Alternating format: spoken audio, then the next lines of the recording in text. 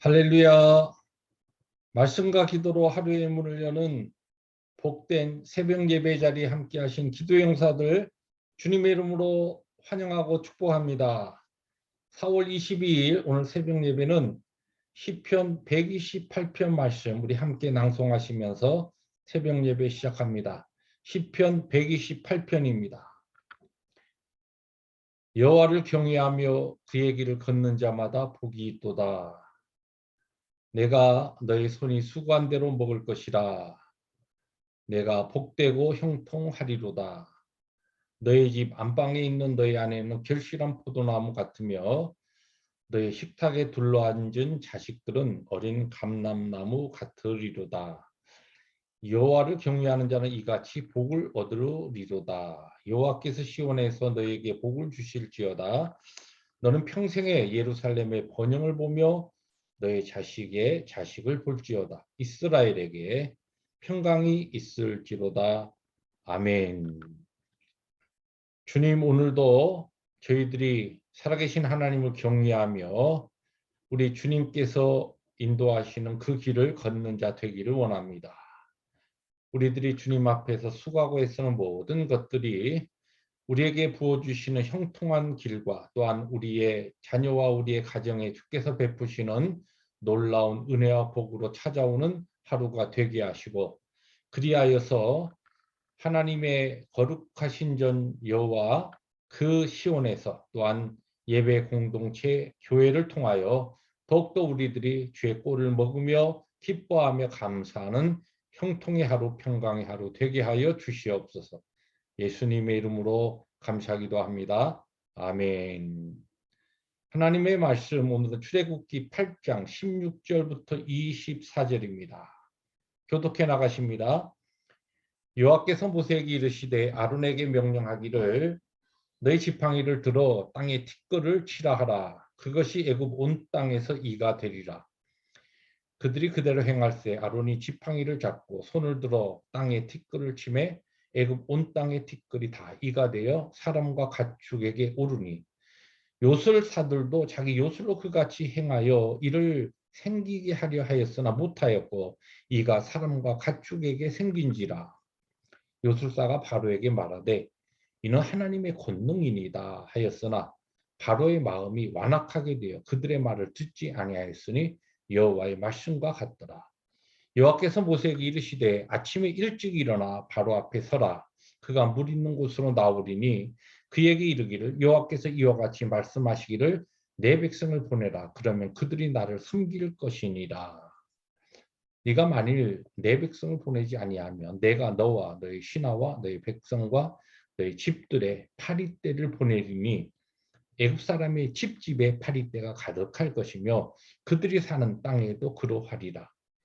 그날에 나는 내 백성이 거주하는 고센 땅을 구별하여 그곳에는 파리가 없게 하리니 이로 말미암아 이 땅에서 내가 여호와인 줄을 네가 알게 될 것이라. 내가 내 백성과 너의 백성 사이를 구별하리니 내일 이 표징이 있으리라 하셨다 하시고 24절입니다. 여호와께서 그와 같이 하시니 무수한 파리가 바로의 궁과 그의 신하의 집과 애굽 온 땅에 이르니 파리로 말미암아 그 땅이 황폐하였더라. 아멘. 네, 오늘 본문 내용은 이제 10가지 재앙 중에서 세 번째, 네 번째 재앙입니다. 이의 재앙과 파리의 재앙이라 그렇게 불리는데 이로 번역되는 이 본문의 그 곤충은 우리가 일반적으로 한국 분들이 생각하고 있는 이가 아니고 넷이라고 하는 깔따구라고 하는 것인데 굉장히 아주 눈에 보이지 않는 작은 종류의 모기와 같은 것입니다. 그런데 이것이 가축과 사람을 쏘면은 그 고통이 모기에게 물리는 것보다 더 아주 가렵고 더 아픕니다. 그러한 그 넷이라고 하는 깔따구 재앙이 세 번째 재앙이고, 그 다음에 이제 네 번째 여플라이라고 하는 파리로 번역되어 있지만 이것 역시 이 해충으로서 사람을 쏠 때 역시 고통스러운 그와 같은 이제 날파리에 해당하는 그러한 재앙이 네 번째 재앙입니다. 여기 이제 세 번째 재앙, 네 번째 재앙은 점차적으로 이 재앙이 전개되면서 좀 다른 양상을 보이죠. 이 세 번째 이의 재앙은 마술사들이 앞에 그 피해 재앙과 개구리 재앙처럼 흉내를 내지 못합니다. 그래서 자기들도 해보려고 했는데 안 됩니다. 그러니까 바로에게 가서 뭐라고 이야기하냐면 19절에 이는 하나님의 권능입니다. 원래 그 원어 뜻은 하나님의 손입니다. 하나님의 손이 하신 겁니다.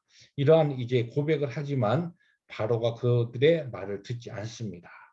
그래서 네 번째 재앙이 임하는데 이 재앙은 특별히 애굽 땅과 이스라엘 백성들이 거주하던 고센 땅을 구별하시는 그러한 재앙으로 시작이 됩니다. 여기 구별하다는 단어가 이제 22절, 23절에 반복해서 나오는데 이 구별에 대한 내용을 우리들이 좀 살펴보려고 합니다. 이제 점차적으로 이 뭡니까? 피의 재앙, 그리고 개구리 재앙, 그리고 또 이의 재앙, 그리고 파리의 재앙으로 이렇게 쭉 재앙이 진행되면서 점차적으로 하나님께서 이스라엘 백성을 이제 구원해 내시는 이 구속의 역사가 이제 점점 더 이렇게 밝혀지는 것입니다. 이것을 점진적 구속의 역사라 이렇게 표현하는데 이 부분에 대해서는 나중에 우리들이 다시 조금 다루기로 하고 오늘은 여기 특별히 이제 구별한다라고 하는 이 단어에 조금 우리들이 중점을 두고서 이 아침에는 한 가지 주제를 나누려고 합니다. 여기 22절에 보니까 다시 여러분에게 읽어드리면 그날에 나는 내 백성이 거주하는 고센 땅을 구별하여 그곳에는 파리가 없게 하리니 이로 말미암아 이 땅에서 내가 여호와인 줄을 네가 알게 될 것이라. 바로에게 하는 말씀이죠. 그런데 여기서 강조되는 구별하시다는 뜻이 사실 그 원어가 명확하게 구분해내다라고 하는 뜻이면서 이것이 구원하신다라고 하는 단어와 바로 연결되는 그와 같은 단어를 사용했습니다. 하나님께서 이스라엘을 구별하시고 구원하시는 일을 통하여 1차적으로 바로에게 그리고 바로의 신하들과 애굽 사람들에게 무엇을 보여주시냐면 이 땅에 참된 참신이 하나님이 누구신가? 여호와이시다. 스스로 계시고 그 누구에게도 속하지 아니하시고 세상을 통치하시고 또한 전능하신 바로 그 여호와 하나님이 참신이다라고 하는 것을 서서히 바로도 깨닫게 되고 애굽 사람들도 깨닫게 된다는 것입니다. 이것을 알게 되는 이와 같은 목적을 가지고 이제 하나님께서 이스라엘 백성들을 파리의 재앙으로부터 보호하시는 구별하신 것 같은 일들을 시작하십니다. 그 다음 이제 재앙에도 그러한 내용들이 계속 전개되는데 그런데 그러면 이와 같은 목적이 있는 반면에 택함을 받고 구별되어서 구원을 받게 되는 이스라엘 백성들은 하나님께서 무엇 때문에 구별하시고 무엇 때문에 구원하시는가라고 하는 그 내용을 오늘 20절에 오늘 본문 20절에 아주 정확하게 말씀하고 있는데 그 말씀을 제가 읽어드리면 내 백성을 보내라. 그러면 그들이 나를 섬길 것이니라. 여기에 나를 섬길 것이니라 이 다른 번역에 보면은 나에게 예배를 드리게 하여라. 섬긴다는 이 단어가 영어 성경에 아주 정확하게 월십으로 되어 있습니다. 예배하다. 하나님께서 이스라엘 구별하셔서 궁극적으로 애굽 땅에서 구원하시려고 하는 가장 중요한 목적이 뭐냐면 하나님을 예배하는 자로 살게 하기 위함이라는 뜻입니다.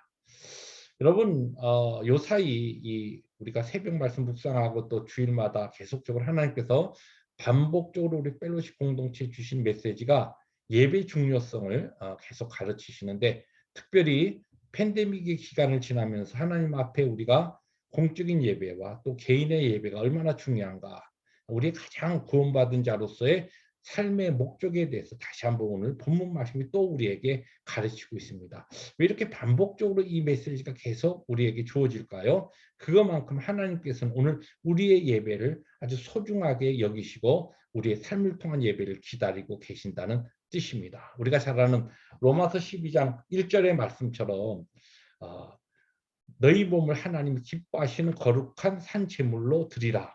그러니까 우리의 삶 전체로 드리는 예배 그리고 예배 공동체로서 하나님 앞에 또한 함께 드리는 그 구원의 공동체 하나님 앞에 올려드린 거룩하신 하나님 앞에 드리는 그 예배 하나님께서는 이 예배를 오늘도 우리에게서 기대하시고 또한 그 예배를 위하여서 우리를 구원하셔서 구속의 백성으로 살게 하셨다는 뜻입니다. 그렇습니다.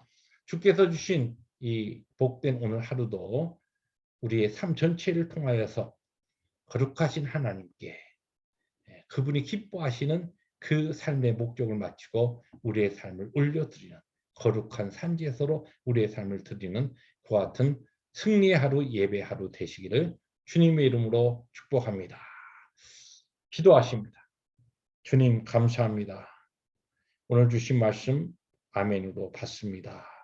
이스라엘을 구별하시고 구원하신 목적이 예배이듯이 동일하게 이 교회 시대를 살아가고 있는 하나님의 백성 우리에게 주신 동일한 삶의 목적도 바로 이것인 줄 믿습니다. 어떠한 환경과 형편에서도 우리의 존재 목적이요 구원받은 목적을 잊지 아니하고 오늘의 삶 가운데서 하나님을 가장 잘 예배하는 자로 살아갈 수 있도록 성령 하나님께서 우리에게 능력으로 충만하게 은혜를 부어 주시옵소서. 예수님의 이름으로 감사하기도 합니다. 아멘. 거룩한 예배의 하루를 살아가시는 우리 모든 새벽의 기도 용사들 되시기를 주님의 이름으로 축복합니다. 할렐루야.